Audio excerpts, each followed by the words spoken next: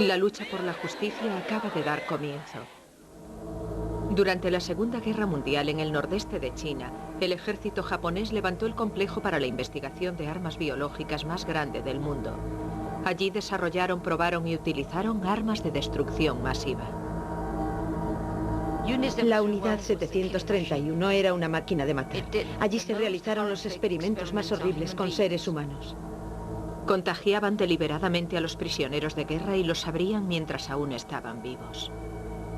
La peste, el cólera y el antras se extendieron por toda China.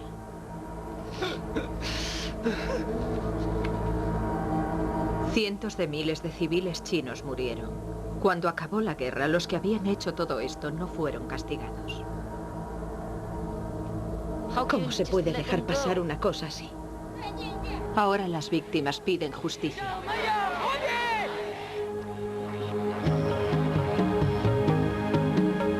Unidad 731, Cuerpo Biológico Japonés.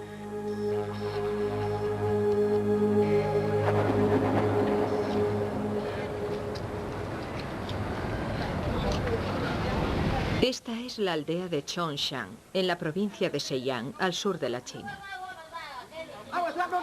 Wang Xuan regresa con regularidad a la cuna de sus antepasados. Ella ha tenido el privilegio de poder estudiar y formarse en Shanghái, pero nunca ha olvidado sus raíces. Cuando conoció el horror que su aldea había padecido durante la guerra, decidió apoyar su causa. Durante la ocupación japonesa, los lugareños vivían en un miedo constante, pero en 1942 los aviones japoneses sobrevolaron la aldea a poca altura y la gente empezó a caer enferma.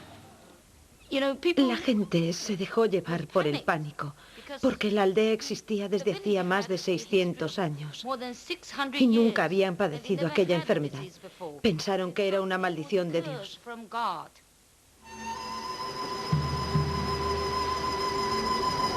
En el sur de la China, a principios de la década de los 40, de los aviones japoneses llovieron pulgas. Cientos de miles de personas sucumbieron a una misteriosa enfermedad. Ningún medicamento surtía efecto. Intentaron aislar a los enfermos en cuarentena enviándolos a las barcas. Era la peste bubónica. Cientos de miles murieron, incluido el tío de Wang. De los habitantes de la aldea de Wang, un tercio falleció. Tantos morían que sus cuerpos eran abandonados en los campos.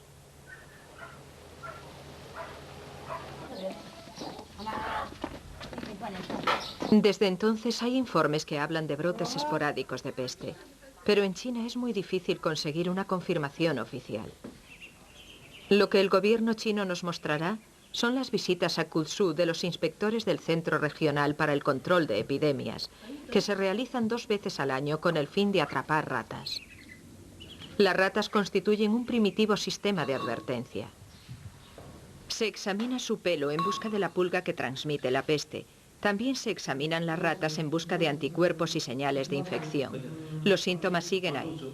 Estas comprobaciones regulares siguen efectuándose en toda la China.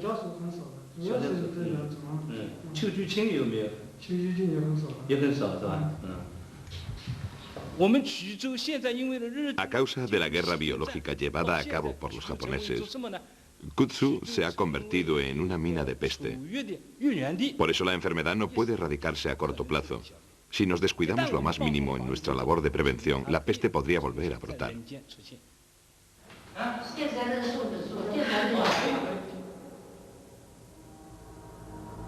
Este es Shiro Ishii, el hombre que se oculta tras las armas de destrucción masiva.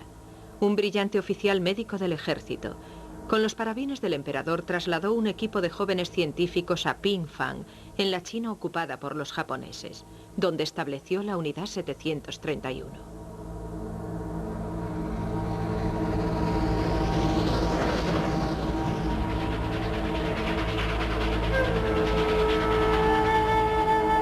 A los lugareños les dijeron que se trataba de un depósito de madera. Pero la carga de los trenes no estaba compuesta por madera, sino por prisioneros de guerra. Los japoneses los llamaban troncos. Eran chinos, coreanos y rusos. Dijeron que la unidad 731 era una unidad de depuración de agua, pero no. Era un operativo de investigación y producción de guerra bacteriológica. En el enorme y nuevo complejo, los científicos japoneses criaban familias de enfermedades de lo más aterrador: anthrax, tifus, cólera, peste. Utilizaban a los prisioneros de guerra para cultivar los gérmenes. Y después los abrían mientras estaban vivos para estudiar los efectos que los gérmenes producían en sus organismos. Nadie salía vivo de allí. A partir de 1940, los patógenos cultivados en Pingfang se enviaron en dirección sur. Allí una división especial de tropas adiestradas en la unidad 731 extendió las enfermedades por carretera, por tren y por avión.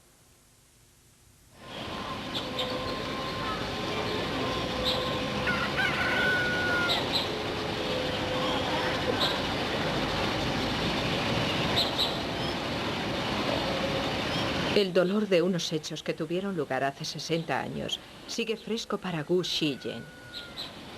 Después de que los aviones japoneses sobrevolaran Kutsu, su hermano de 9 años cayó enfermo.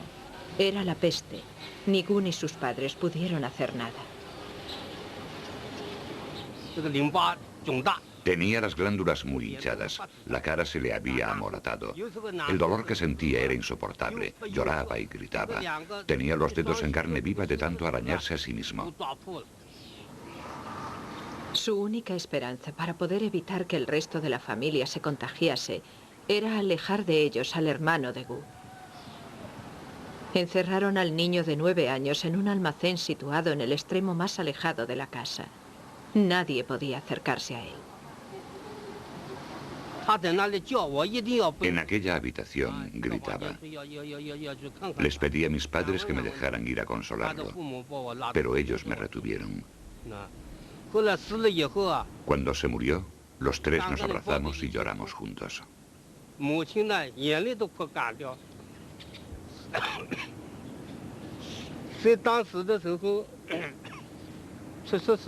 Es imposible explicar con palabras lo tristes que nos sentíamos.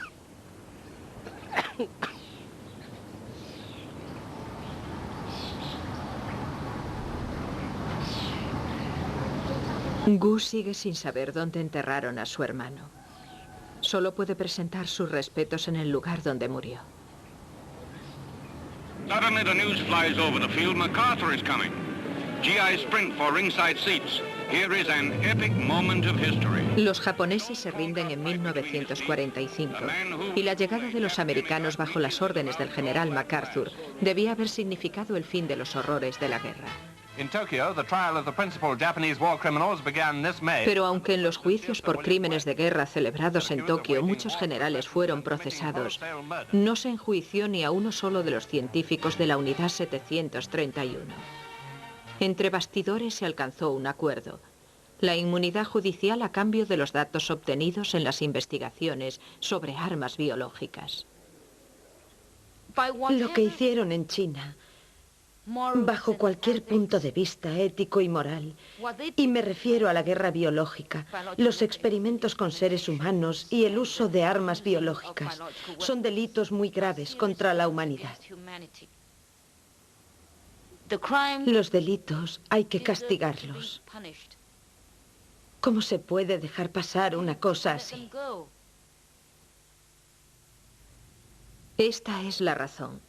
Miles de páginas de datos, dibujos y observaciones relativas a los efectos del anthrax, la peste, el muermo y demás enfermedades, obtenidos de los prisioneros de guerra que fueron viviseccionados, abiertos en canal, mientras aún estaban vivos.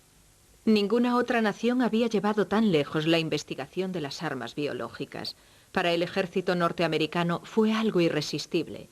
Y con el comienzo de la Guerra Fría, Norteamérica no quería que los rusos se hicieran con toda esa información.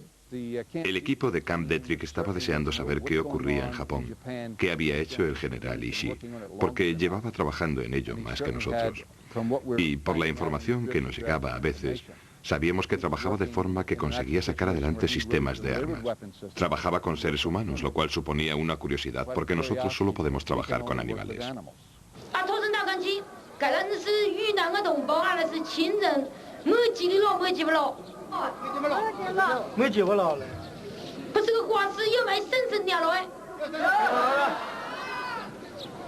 La búsqueda de justicia ha convertido a Guan en una organizadora de campañas, lo cual le ha dado la categoría de heroína.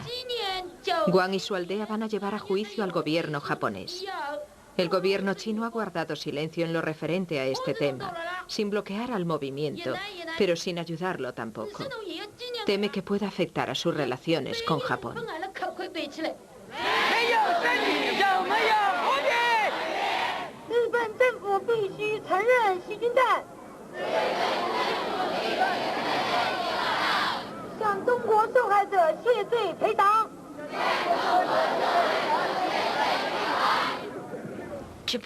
Japón debe ofrecer una compensación. Sé que no podremos recuperar a los que perecieron en la guerra. No podremos recuperar sus vidas. Pero Japón debería aceptar su responsabilidad y ser sincero, mostrar arrepentimiento.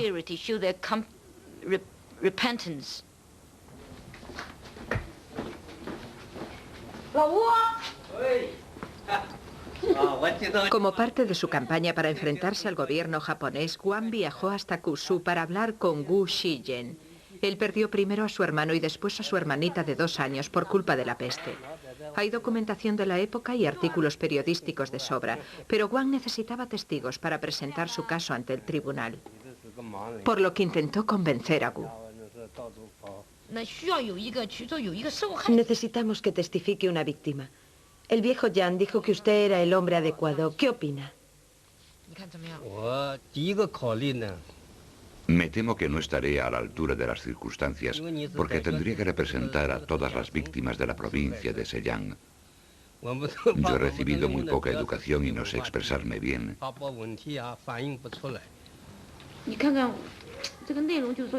En China, demandar a un gobierno nacional constituye una idea nueva y peligrosa, por lo que en un principio Gu estaba preocupado.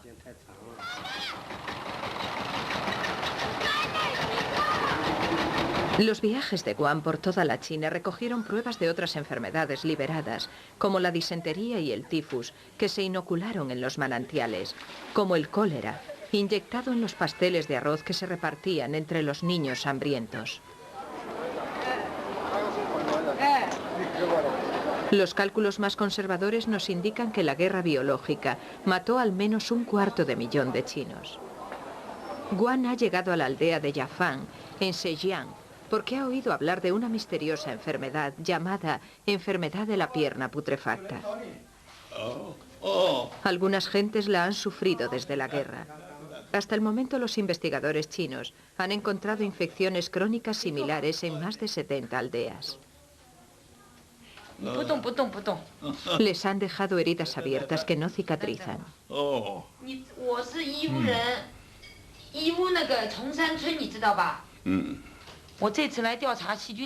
He venido a investigar la guerra biológica porque las víctimas como usted ya son muy mayores.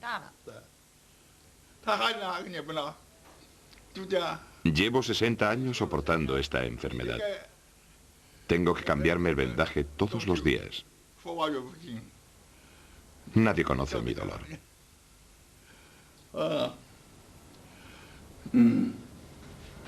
Comenzó como la picadura de un insecto, seguida de hinchazón y de un dolor insoportable.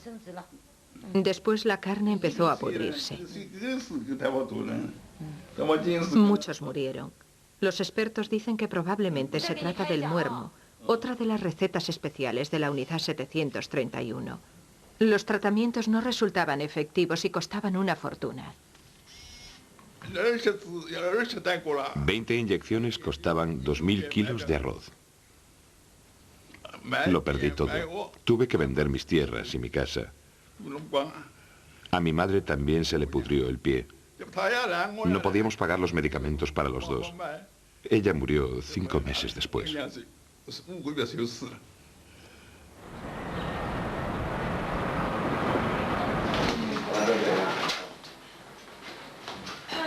En casa de Gu Shijen, en Kyushu, es la hora del almuerzo. Al final, Gu ha decidido que sí quiere testificar, pero necesita que su familia pague su viaje hasta el tribunal de Tokio. Han debatido varias veces si un anciano podría conseguir cambiar las cosas. Podéis dar vuestra opinión. Decidme qué pensáis en realidad. Mi familia es democrática. El dinero no es problema, pero ¿crees que conseguiréis algo? ¿Lo crees de verdad? En realidad, no se trata de si conseguiremos algo o no. Se trata de dar una oportunidad a las víctimas de nuestra familia.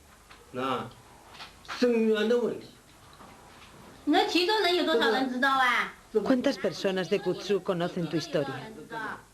¿A cuántas personas de Kutsu le importa de verdad? La historia sigue siendo importante. Tenemos que educar a la gente. ¿Por qué solo luchan un par de ancianos? Es como correr una maratón. Hablar de las miserias pasadas a los jóvenes es como darles margaritas a los cerdos.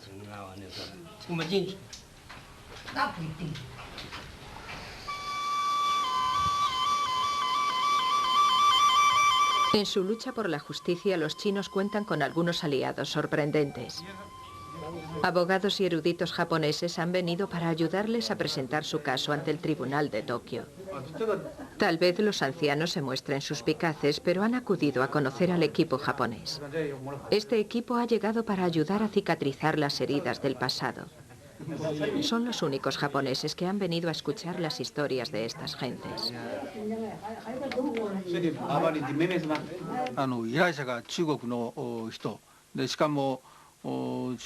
En este caso, las víctimas son chinas y los infractores, incluido yo, son japoneses. Por lo que el aspecto más complicado de nuestra relación cliente-abogado es comprobar si nuestros clientes confían lo bastante en nosotros como para que los representemos. ¿Confiarán en que luchemos contra el gobierno japonés en su nombre? No es tarea sencilla. Aunque el equipo japonés no pretende cobrarles, lleva su tiempo superar el legado de tantos años de miedo y odio.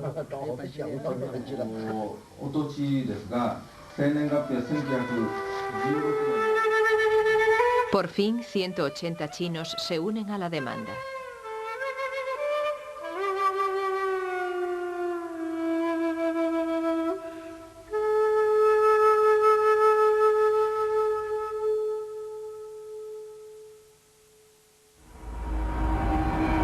Shiro Ishii no era ningún necio. Sabía que su programa de armas biológicas era peligroso. Antes de que Japón se rindiera, ordenó destruir Pingfang, erradicando la prueba de los experimentos realizados sobre miles de prisioneros.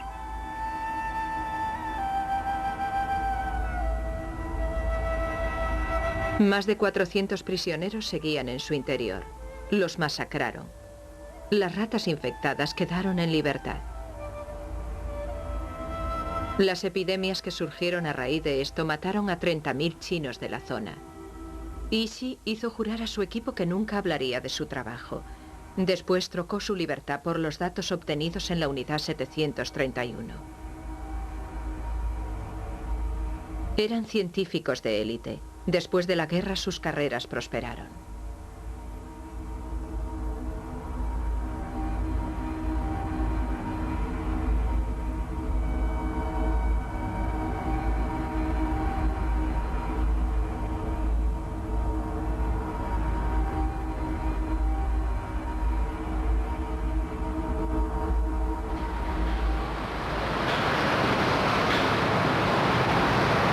Japón ha desmentido oficialmente su historia en tiempos de la guerra. Ninguno de los científicos jefe y de los soldados de la unidad 731 ha hablado en público jamás. Pero no todos los japoneses lo niegan. Yoshio Shinosuka no solo trabajó en la unidad 731, sino que además es uno de los pocos que se atreven a hablar de ello en público. Hoy ha acudido a una escuela superior para hablar ante los alumnos de historia. Esta clase de relato en primera persona no es algo corriente.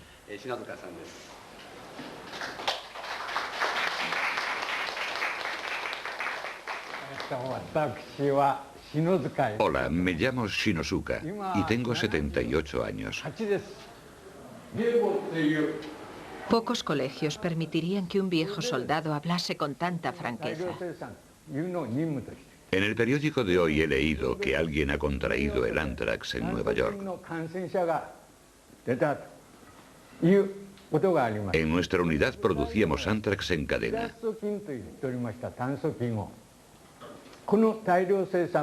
Yo lo hice. Inoculábamos los gérmenes en los cuerpos humanos. Al extraerle dichos gérmenes a la persona justo antes de matarla, conseguíamos crear gérmenes aún más resistentes.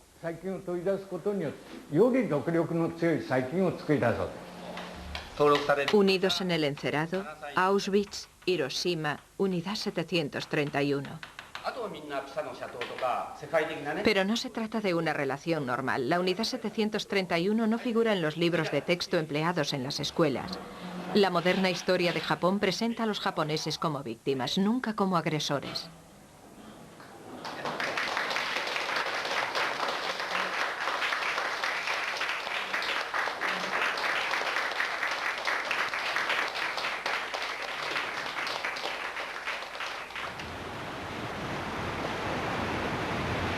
Yoshio Shinosuka dice que Japón debe aceptar su pasado. A él lo persiguen los recuerdos de la 731, las primeras vivisecciones realizadas a seres humanos en las que participó cuando tenía 15 años.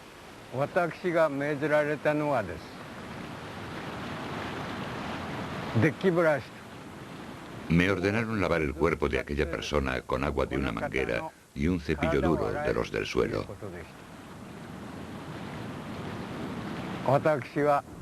Yo remojé aquel cuerpo y lo limpié con el cepillo de cerdas duras, como me habían mandado. Pero cuando llegó el momento de cepillarle la cara, dudé. Pregunté qué debía hacer, pero me dijeron que siguiera adelante. Cerré los ojos y le cepillé la cara con aquellas cerdas duras. Aquella primera vez tenía las piernas como de gelatina y me temblaba todo el cuerpo. No me podía mover.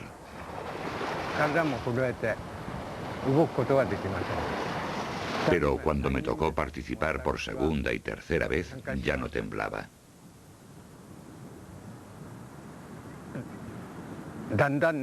Era como si me hubiera acostumbrado a matar gente.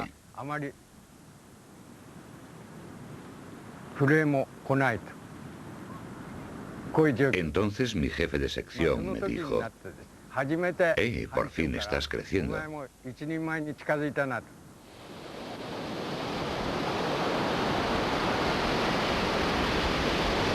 Ha decidido participar en la demanda y testificar a favor de las víctimas chinas. Es una decisión muy valiente.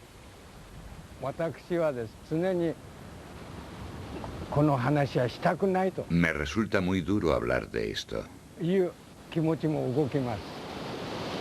Intento eliminar este sentimiento, porque creo que el hecho de testificar y de contarle al mundo la verdad de la unidad ya es en sí mismo una forma de pedir perdón.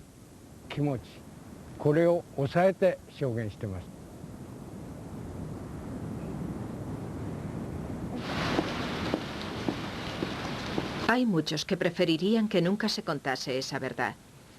Hemos llegado a la ciudad japonesa de Kobe, al despacho de Toshimi Misoguchi. Soy Anita McNaught, de la BBC. Mai, mi intérprete. ¿Podemos pasar? Nos han dicho que, a diferencia de los científicos de la Unidad 731, él está dispuesto a hablar abiertamente. Hemos venido a hablar con usted acerca de la Unidad 731. Este fue el hombre encargado de destruir las pruebas de la existencia de la Unidad 731, de quemar el complejo y de matar a los 400 prisioneros.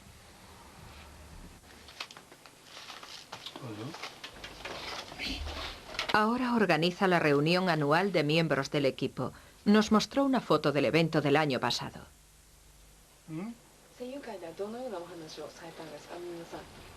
En el curso de las investigaciones realizadas en la unidad 731 se mataban prisioneros. Ese es el gran secreto de nuestra unidad. Siempre lo hemos guardado celosamente. Al principio nos entretuvo contándonos los grandes logros de la unidad. Era una unidad de depuración de agua, un departamento de higiene, una escuela médica. Por fin, 3 horas más tarde, empezó a hablar. Sí, su fin principal era la guerra bacteriológica y los prisioneros eran utilizados en los experimentos. Pero claro, todos eran espías. Nuestra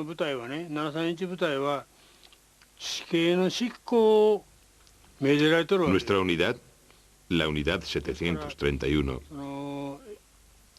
recibió la orden de llevar a cabo las ejecuciones. Y como teníamos que ejecutar a los troncos, nos pareció un acto honorable por nuestra parte darles la oportunidad de ofrecer sus cuerpos, de contribuir al desarrollo de la raza humana.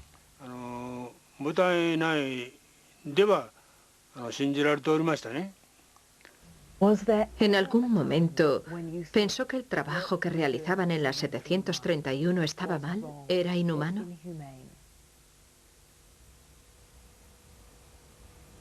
No. Las demandas que exigen disculpas en público y compensaciones han llegado a las calles de Tokio.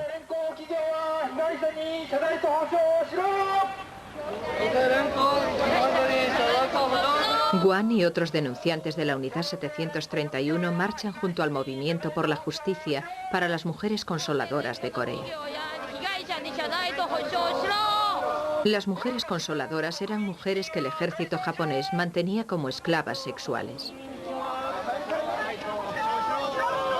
Los manifestantes han logrado concertar una reunión con los representantes del gobierno.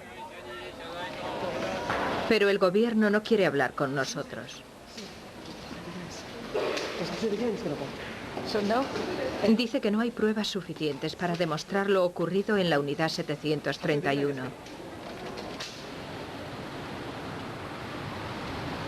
En realidad hay montones de pruebas. Para reunirnos con una de las pocas figuras de la clase dirigente japonesa dispuestas a hablar del tema, llevamos solo una pequeña parte de dichas pruebas. El hombre al que vamos a ver es un distinguido académico. Él contribuyó a la creación de una historia más conveniente del Japón moderno, pero no mencionó la unidad 731. Juega un importante papel a la hora de decidir lo que se enseña en las escuelas japonesas.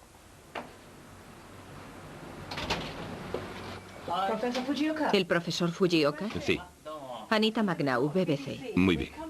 Hemos venido para hablar con usted sobre Japón en la Segunda Guerra Mundial.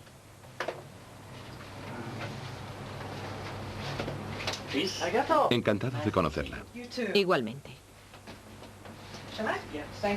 Es un hecho generalmente aceptado que al menos 200.000 chinos fueron masacrados en Nankín por el ejército japonés. Él tiene su propia versión de la historia y una serie de mapas que la demuestran. Quita valor a los documentos de la época, tildándolos de propaganda china. Una vez más, para dejarlo claro, la masacre de Nankín, el saqueo de Nankín, ¿no ocurrió? No, no ocurrió. No ocurrió. ¿Y las mujeres consoladoras de Corea tampoco existieron? Verá usted, las mujeres consoladoras existieron, pero no lo hacían, digamos, obligadas.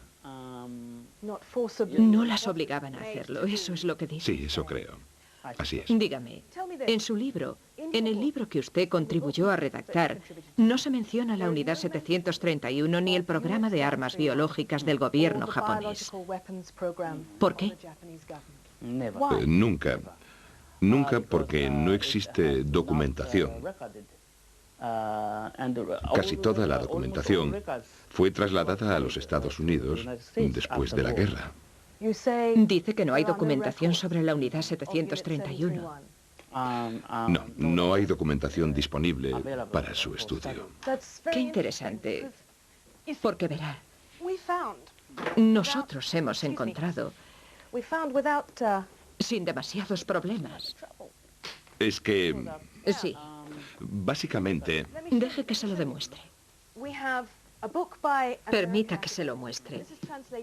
Tenemos un libro de un académico norteamericano. Ha sido traducido al japonés. Es la historia de la unidad 731, del programa de armas biológicas. Tenemos testimonios de soldados japoneses de la unidad 731. Tenemos investigaciones realizadas por periodistas y académicos japoneses sobre la unidad 731. Y lo que es más interesante, la información sobre la unidad 731, que usted dice que se trasladó a Norteamérica, está disponible en Japón. Este es un informe sobre el anthrax. Un informe sobre el anthrax de la 731. Incluso tenemos fotos de lo que se denomina la aldea de las piernas putrefactas. Del profesor Yomishi, de su universidad. Investigaciones en chino. sé que existen muchas publicaciones. Tenemos muchas declaraciones, pero también las declaraciones de los demandantes en chino. Tengo un amigo que trabaja con esos documentos y tiene la sospecha de que han sido inventados, falsificados.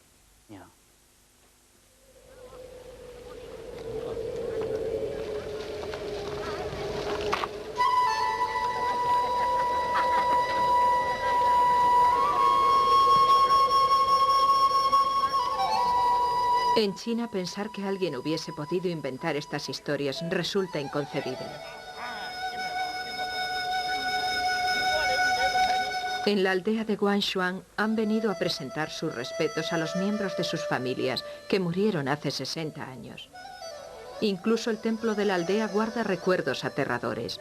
Los científicos japoneses lo utilizaron para llevar a cabo vivisecciones de las víctimas de la peste. Este hombre se quedó huérfano cuando tenía 6 años.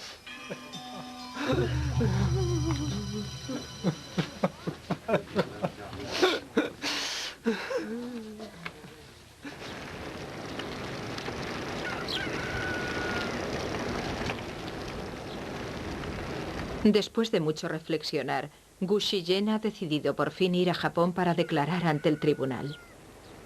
A ello lo ha empujado una promesa que hizo hace 50 años.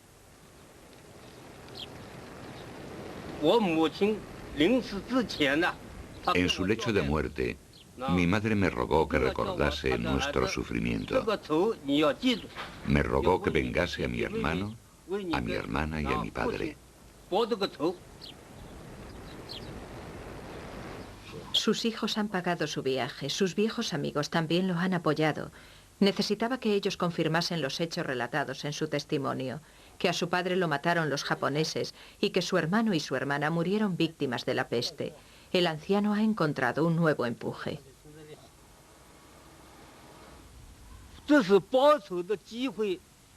Ha llegado el momento. Vamos a luchar cara a cara contra el gobierno japonés. Cara a cara, para hacer públicos los crímenes de los japoneses durante su ocupación de China.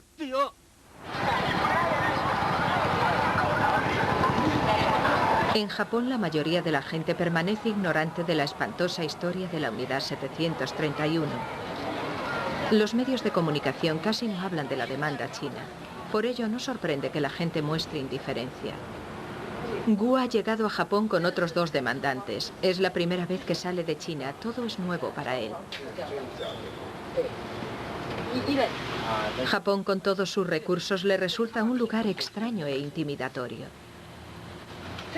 Guan les hace de guía e intérprete.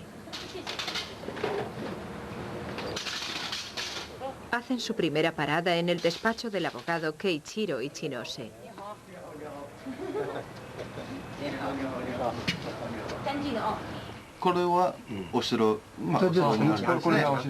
Los documentos oficiales están incompletos. Gu ha dibujado un mapa de los casos de peste que se han dado en su aldea. Y los ancianos deben ensayar sus testimonios. Tal vez no tengan otra oportunidad de corregir los documentos. En Japón se trata de un caso que obedece a motivos políticos. Los jueces son rigurosamente examinados. Los abogados no quieren dejar nada a la libre interpretación o sin resolver. Las brutalidades cometidas por la generación de mis padres, en nombre de la guerra, deben ser encaradas y resueltas por nuestra generación. Debemos escuchar las voces de las víctimas chinas que se enfrentan a nosotros. La realidad es difícil de aceptar, pero debemos afrontarla y debemos intentar comprender el peso que dichas voces han soportado.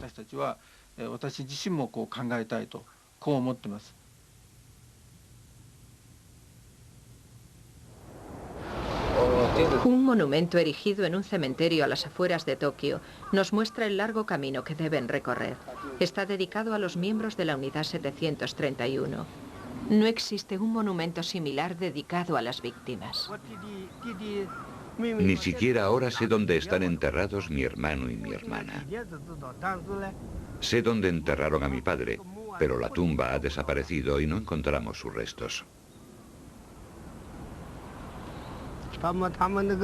Estos homicidas, estos asesinos del pueblo chino, descansan en un lugar hermoso.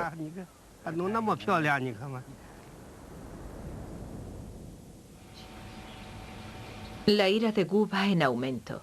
Esa misma noche, incapaz de dormir, prepara su discurso ante el tribunal. Hay un dicho chino que reza: los que se atreven a actuar deben atreverse a responsabilizarse de sus actos. ¿Por qué no se han responsabilizado ustedes de los suyos? ¿Acaso desean que la historia se repita?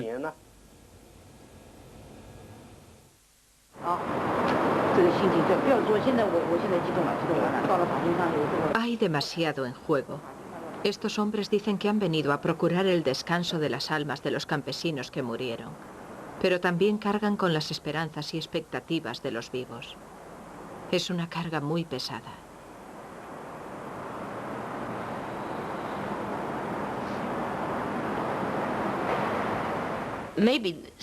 Tal vez algunos de los demandantes no lleguen a ver el resultado de su demanda. Pero la justicia prevalecerá algún día. Recuperarán sus derechos y su dignidad algún día.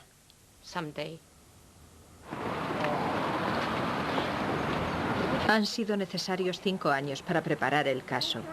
Lo que quieren es sencillo: el reconocimiento sin trabas de la guerra bacteriológica utilizada contra los chinos, que les pidan disculpas y que los compensen. Por fin ha llegado el día en que Gu Shiyen debe comparecer ante el tribunal. También ha venido Yoshio Shinosuka.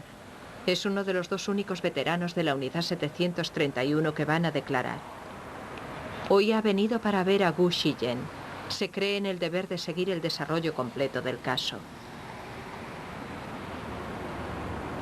Ya en la sala, Gu sube al estrado.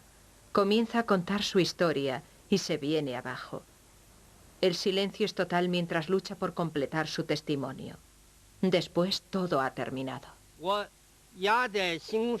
Durante 60 años, una piedra ha aprisionado mi corazón. Ahora por fin se ha caído. Camino más ligero. Estoy contento, feliz, porque por fin he puesto voz a las víctimas.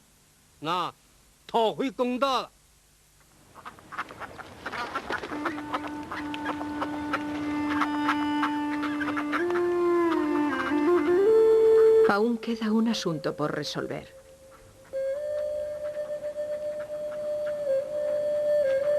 Yoshio Shinosuka ha solicitado un encuentro con los demandantes chinos.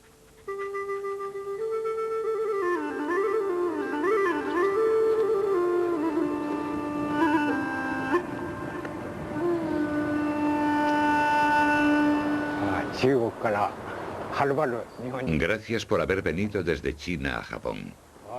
Me llamo Shinozuka. Yo formé parte de la unidad 731. Ayer me sentí muy afectado por su testimonio. Usted me hizo comprender lo graves que fueron mis crímenes.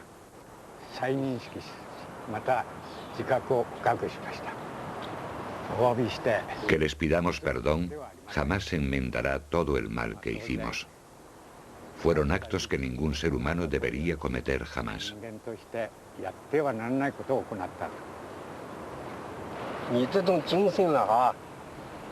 Usted ha tenido el valor de revelar los actos criminales de la unidad 731 y de arrepentirse de dichos crímenes.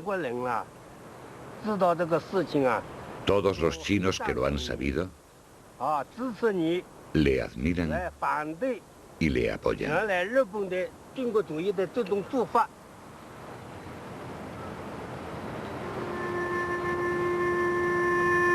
Hasta que se haga público el veredicto, Gu Shiyen y sus amigos tendrán que sacar fuerzas de este hecho, que al menos un hombre culpable ha reconocido el pasado y les ha pedido perdón. De momento queda en manos de gentes como Yoshio Shinozuka cargar con la conciencia de toda una nación.